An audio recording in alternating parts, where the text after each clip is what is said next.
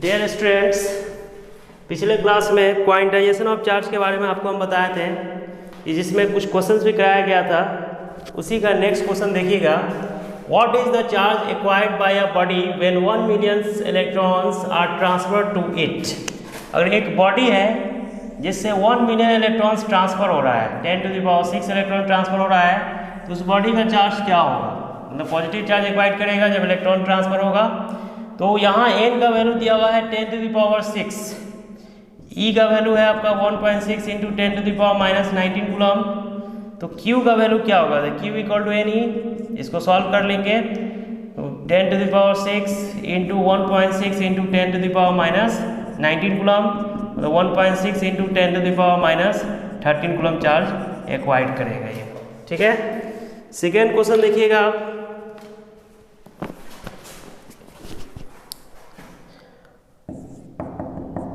What is the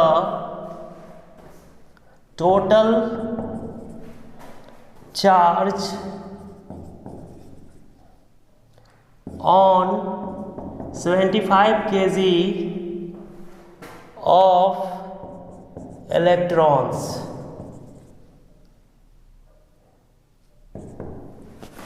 पचहत्तर ग्राम electrons है दिया हुआ और पूछ रहा है कि इसका टोटल चार्ज कितना होगा। तो जानते हैं कि आप मास ऑफ 1 इलेक्ट्रॉन, एक इलेक्ट्रॉन का मास होता है वो आपका 9.1 इंटू 10⁻31 kg होता है। ठीक है, तो एक इलेक्ट्रॉन का चार्ज कितना होगा? चार्ज ऑफ 1 इलेक्ट्रॉन वो इक्वल टू होगा 1.6 इंटू 10⁻⁻19 कूलम। ठीक है, तो यहाँ पर आपको 75 kg इलेक्ट्रॉन्स का निकालना है। तो यूनिटरी मेथड है, यहाँ अप्लाई आप कर सकते हैं। Since 9.1 into 10⁻31 kg electron contain करता है 1.6 इंटू 10⁻⁻19 कूलम चार्ज, तो 1 kg कितना कंटेन करेगा?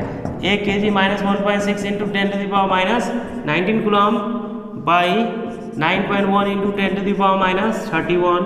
ठीक है, तो 75 kg कितना कंटेन करेगा?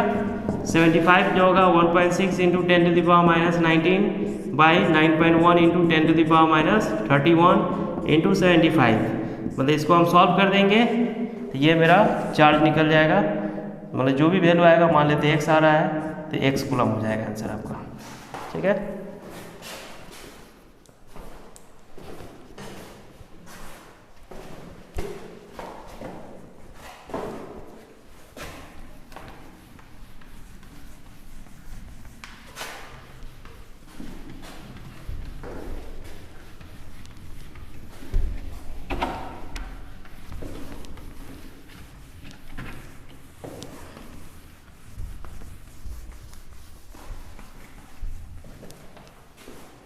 इसी तरह से नेक्स्ट क्वेश्चन देखिएगा।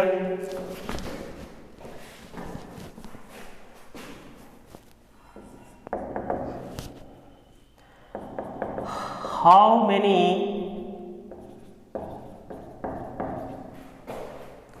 मेगा कूलम ऑफ पॉजिटिव और negative charge are in 1 mole of neutral molecular hydrogen gas.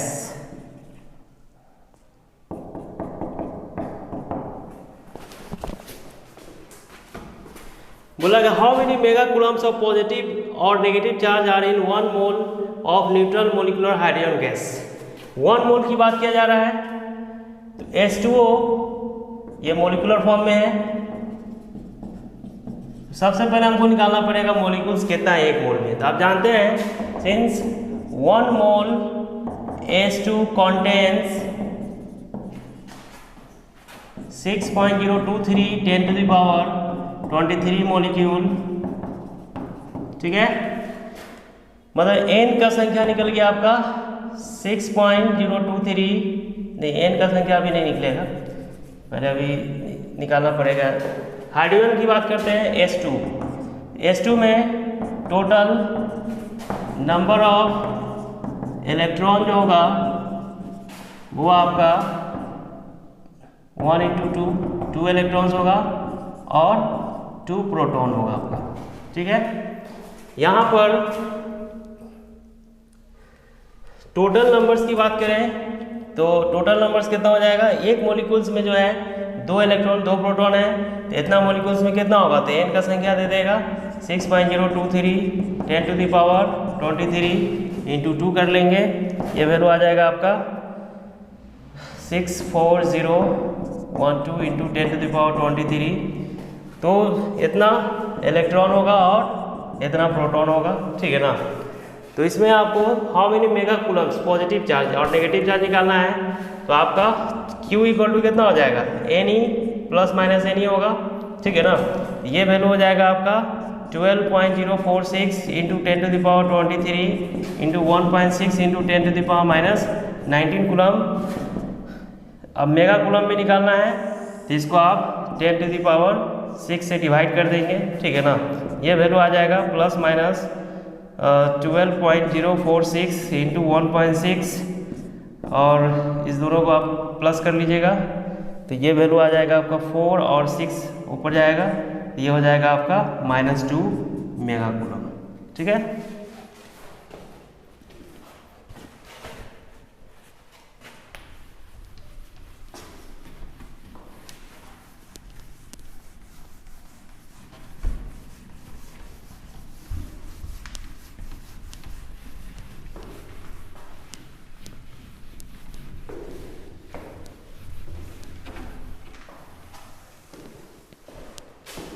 इसी तरह से देखिएगा next question,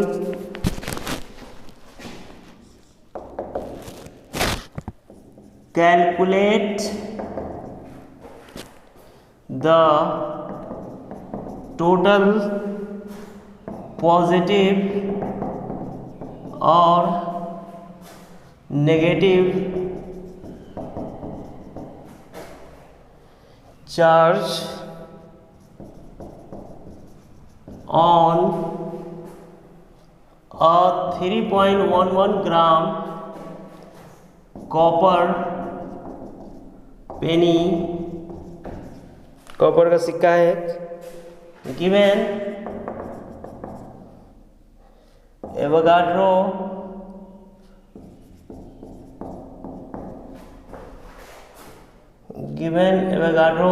number equal to 6.023 10⁻23 per gram mole for copper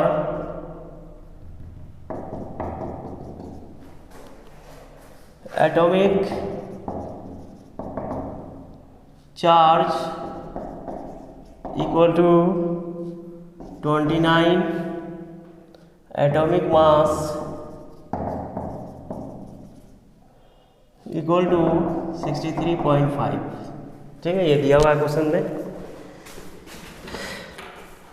calculate the total positive और negative charge on 3.11 gram copper penny given Avogadro number. मतलब कि आपको copper penny, copper का सिक्का दिया हुआ है, उसमें आपको निकालना है पॉजिटिव और नेगेटिव चार्ज, और कॉपर का एटॉमिक चार्ज भी दिया हुआ है आपका 29, एटॉमिक मास भी दिया हुआ है। तो सबसे पहले हमको मोल निकालना पड़ेगा।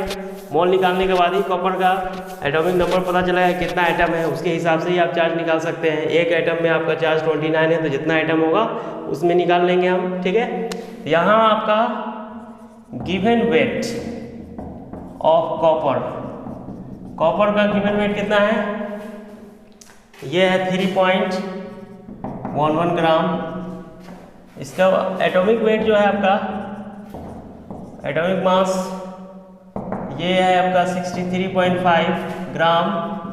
तो इसका मोल जो होगा वो हो जाएगा given weight by atomic weight 3.11 by 63.5।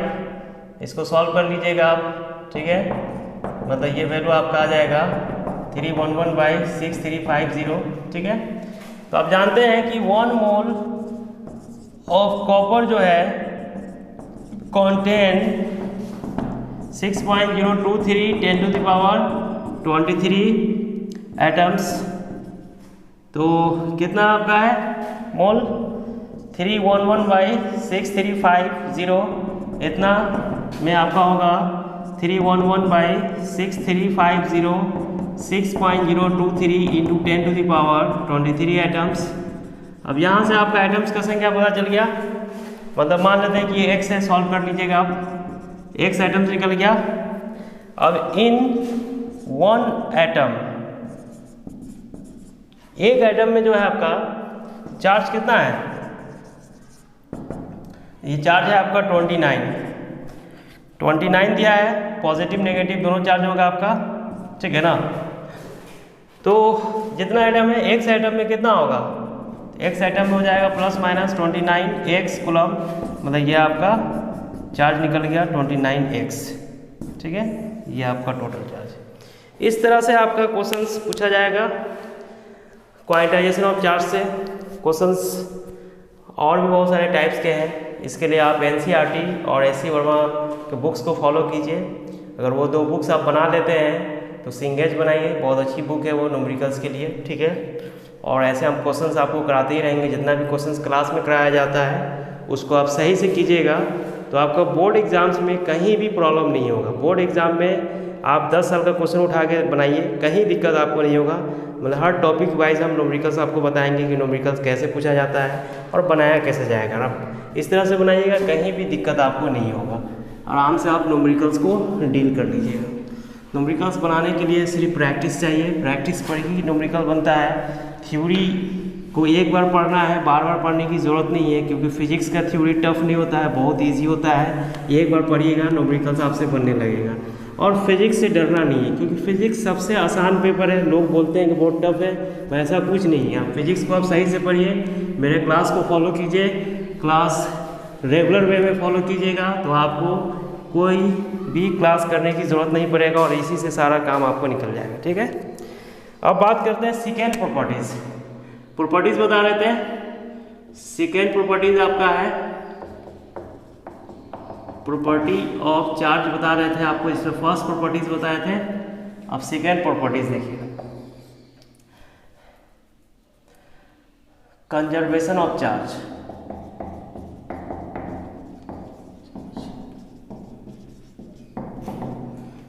Charge जो होता है आपका वो कंजर्व होता है। एक आइसोलेटेड सिस्टम के लिए हम बात करें, जैसे आइसोलेटेड सिस्टम जो होता है वो एकदम सेपरेट सिस्टम होता है। ये एक आइसोलेटेड सिस्टम है और आइसोलेटेड सिस्टम में अगर हम 2 बॉडी को रखे हुए हैं, मान लेते हैं कि एक बॉडी है, ये दूसरा बॉडी है, इसका चार्ज मान लेते हैं कि 50 कूलम है, इसका चार्ज 100 कूलम है। मान लेते हैं कि ये आपको 10 कूलम चार्ज इसको दे देता है, तो ये सिस्टम जो होगा आइसोलेटेड सिस्टम की बात कर रहे हैं, ये आपका 40 कूलम चार्ज हो जाएगा और ये आपका 110 कूलम हो जाएगा। मगर दोनों का सम हम देखेंगे तो ये 150 कूलम है और ये भी 150 कूलम है। मतलब चार्ज आपका कहीं भी डिस्ट्रॉय नहीं हो रहा है, चार्ज सिर्फ ट्रांसफ़र हो रहा है। मतलब कह सकते हैं कि चार्ज को ना तो आप डिस्ट्रॉय कर सकते हैं ना बना सकते हैं, सिर्फ एक फॉर्म से दूसरे फॉर्म में हम ट्रांसफ़र कर सकते हैं, इलेक्ट्रॉन का ट्रांसफ़र करा कर, ठीक है ना। तो आप यहाँ कह सकते हैं कि चार्ज इज कंजर्वेटिव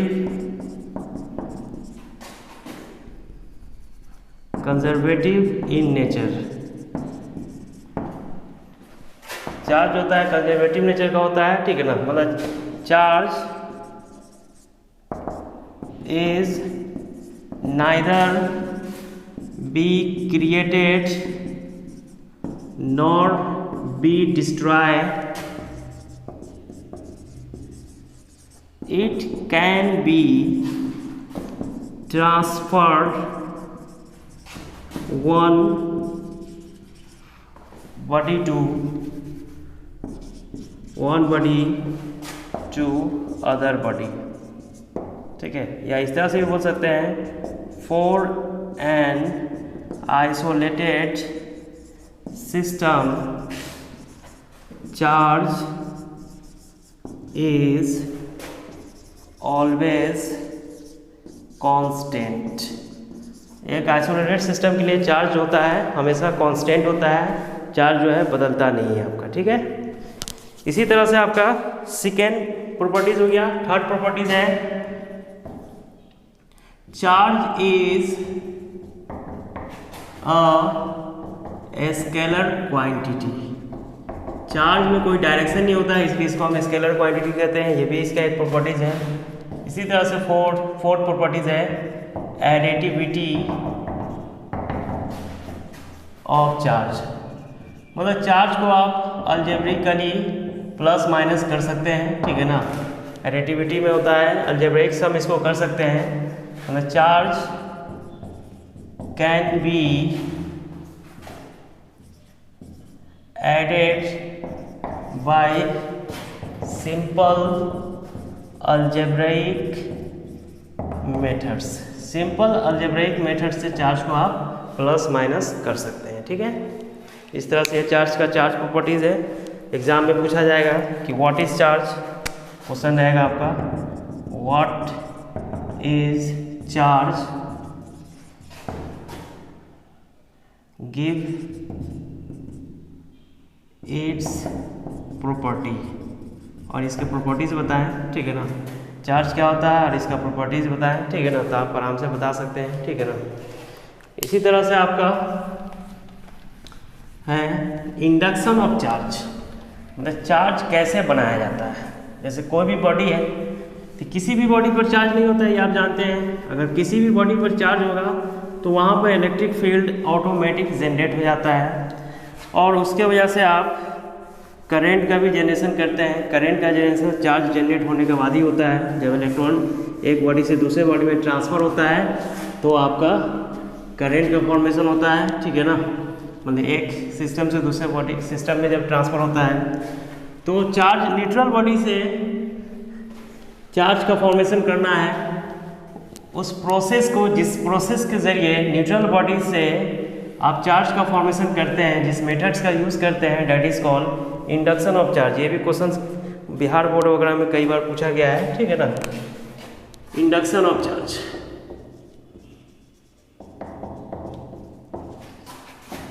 मतलब चार्ज कैसे इंड्यूस किया जाएगा, उसी को हम कहते हैं इंडक्शन ऑफ चार्ज, ठीक है ना। मतलब कह सकते हैं generation of charge from neutral body system by applying some external support is called induction of charge। ठीक है, जैसे आपका एक न्यूट्रल बॉडी है, कोई भी बॉडी आप ले लीजिए, न्यूट्रल बॉडी है ये, और इससे आपको चार्ज का फॉर्मेशन करना है। तो हम इसके पास, क्योंकि अभी इसमें पॉजिटिव और नेगेटिव दोनों चार्ज है, तभी जाके न्यूट्रल होता है, दोनों बराबर होगा आपका न्यूट्रल में, ठीक है। जब हम इसको एक ग्लास फर के पास डालेंगे, जो पॉजिटिव चार्ज है, ग्लास फर है आपका ये,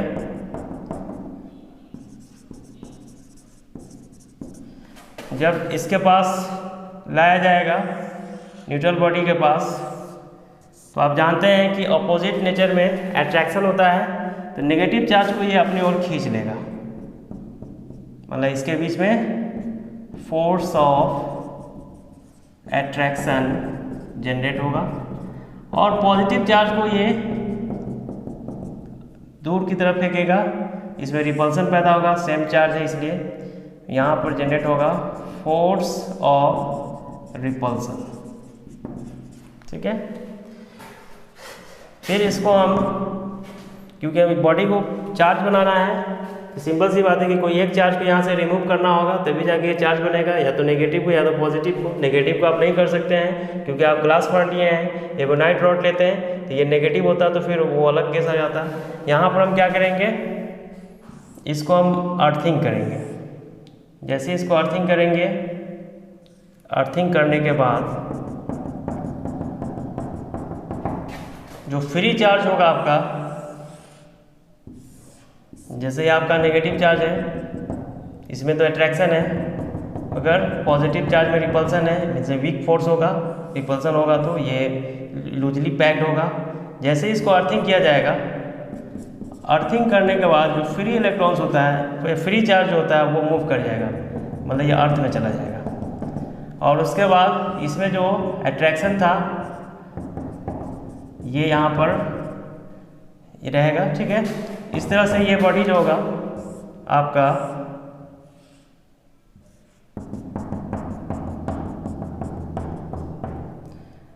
यहाँ पर अर्थिंग करने के बाद सिर्फ नेगेटिव चार्ज बचेगा, क्योंकि पॉजिटिव चार्ज ग्राउंड में चला गया।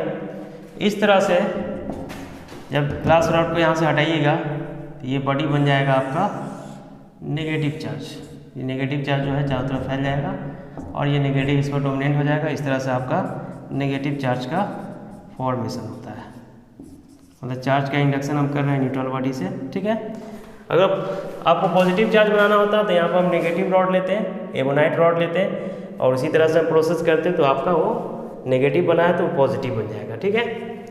इसी तरह से दो न्यूट्रल बॉडी है, दो न्यूट्रल बॉडी में चार्ज का इंडक्शन हम करेंगे।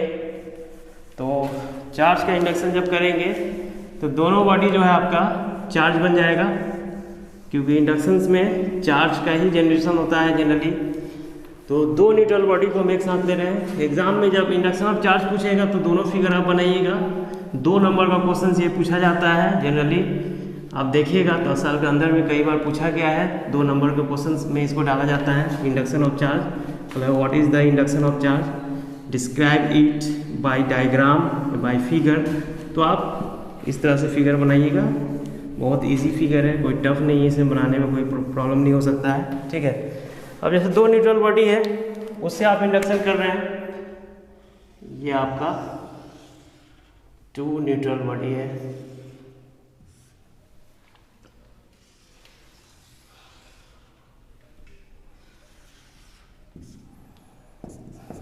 ये भी न्यूट्रल बॉडी है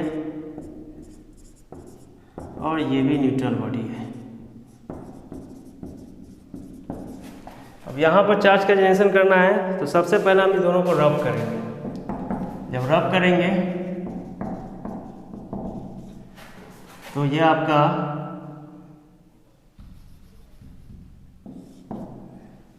इस तरह से कांटेक्ट में लाएंगे इसको। ये अपना इलेक्ट्रॉन प्रोटॉन को आदान प्रदान करेगा एक दूसरे में, ठीक है। मान लें कि यहाँ पॉजिटिव चार्ज है तो यहाँ नेगेटिव चार्ज होगा और पॉजिटिव चार्ज भी होगा, ठीक है। अब फिर यहाँ पर हम ग्लास रॉड लाते हैं इसके पास जो पॉजिटिव चार्ज है।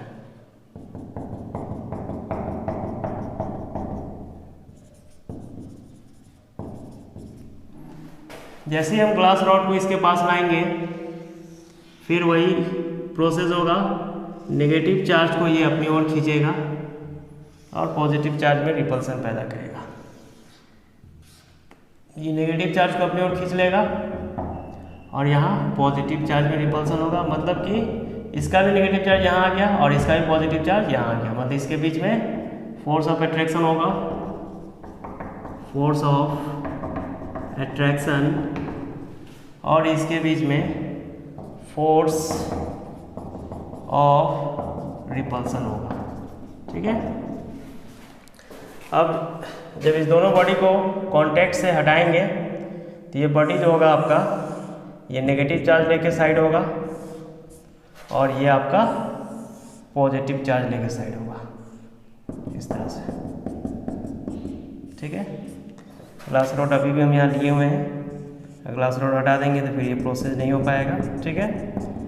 अब यहाँ देख रहे हैं कि एक पर नेगेटिव चार्ज आ गया, दूसरे पर पॉजिटिव चार्ज आ गया। अब ग्लास रॉड को आप हटा दीजिए यहाँ से। ग्लास रॉड को जब हटाइएगा तो नेगेटिव चार्ज इस पर डोमिनेट हो जाता है, पूरे सिस्टम पर नेगेटिव चार्ज आ जाएगा, और इस पर पॉजिटिव चार्ज डोमिनेट हो जाएगा, पूरे सिस्टम को पॉजिटिव चार्ज आ जाएगा। इस तरह से नेगेटिव चार्ज का फॉर्मेशन होगा और इस तरह से पॉजिटिव चार्ज का फॉर्मेशन होगा आपका, ठीक है।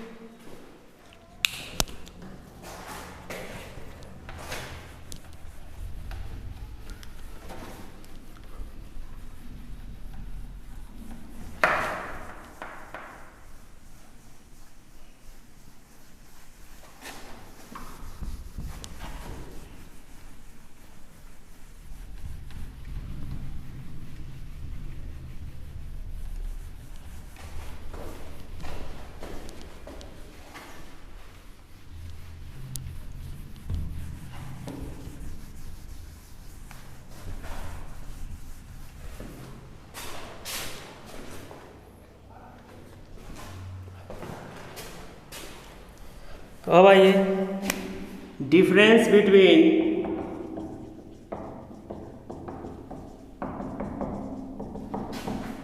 Charge and mass.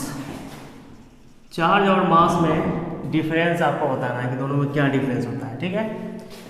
तो डिफरेंस बताने के लिए एक तरफ चार्ज ले लीजिए और एक तरफ आप मास ले लीजिए, ठीक है। फर्स्ट डिफरेंस देखिएगा, charge will be positive, negative और ज़ीरो। चार्ज जो होगा पॉजिटिव, नेगेटिव, जीरो तीनों हो सकता है। मास जो है आपका, mass is always positive, mass negative नहीं होता है ना जीरो होता है, ठीक है।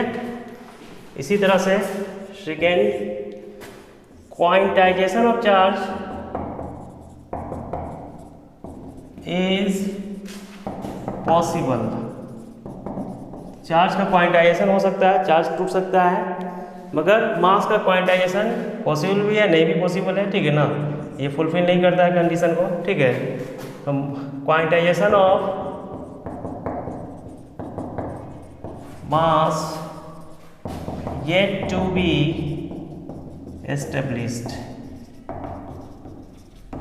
ठीक है। इसी तरह से थर्ड प्रॉपर्टीज है, थर्ड डिफरेंस है, force between the charges will be attractive और repulsive। फोर्स होता है दो चार्ज के बीच में, अट्रैक्टिव भी हो सकता है और रिपल्सिव भी हो सकता है, मगर मास के केस में सिर्फ अट्रैक्टिव होता है। Force between the two masses will be only attractive, सिर्फ अट्रैक्टिव होता है, ठीक है। इसी तरह से value of charge can not be change. Charge का जो वैल्यू होता है वो चेंज नहीं करता है, नहीं कर सकता है, ठीक है ना करा सकते हैं किसी प्रोसेस से, मगर वैल्यू ऑफ मास चेंज करता है। Value of mass will be increased when velocity of body increased। अगर वेलोसिटी को इंक्रीज कर दिया जाए तो मास का वैल्यू इंक्रीज कर जाता है। जैसे आप समझिएगा, यह आपका m equal to M naught by under root 1 minus V square by C square. देखिए यहाँ v का वैल्यू अगर इंक्रीज करेगा तो ये रेशियो क्या आएगा, बहुत छोटा होगा। इनिशियल मास m नॉट है तो वैल्यू क्या होगा, बढ़ जाएगा, ठीक है ना। क्योंकि यहाँ पर हेयर m नॉट जो है कांस्टेंट है, ठीक है ना। v जो है ये आपका वेरिएबल है, c क्या है, कांस्टेंट है, ठीक है ना। तो आपका m किस पर डिपेंड करेगा, m डिपेंड करेगा आपका v पर, ठीक है ना। इसी तरह से फिफ्थ प्रॉपर्टीज है, चार्ज इज कंजर्व। चार्ज होता है कंजर्व होता है आपका, ठीक है ना। मास होता है कंजर्व नहीं होता है। Mass is not conserve, mass conserve नहीं होता है। मास को आप एनर्जी के फॉर्म में कन्वर्ट कर सकते हैं। मास can be converted into energy and vice versa, ठीक है। मतलब मास को एनर्जी के फॉर्म में कन्वर्ट कर सकते हैं, एनर्जी को भी मास के फॉर्म में कन्वर्ट कर सकते हैं। चार्ज को आप कन्वर्ट नहीं कर सकते। तो इस तरह से 5 डिफरेंस है, बहुत इजी है, आराम से आप लिख सकते हैं, इसमें कुछ भी नहीं नया है। इस तरह से आपका आज का क्लास खत्म हुआ। अब नेक्स्ट क्लास में आपको गोल्ड लीफ के बारे में बताएंगे, गोल्ड लीफ इलेक्ट्रोस्कोप क्या होता है। उसके बाद आपको हम बताएंगे कूलम्स लॉ, ठीक है। वीडियो ज़्यादा लंबा नहीं किया जा रहा है इसलिए कि डाउनलोड करने में प्रॉब्लम होता है, इसलिए वीडियो जो है आपका आधा घंटे से ज़्यादा का नहीं होगा, ठीक है। ओके।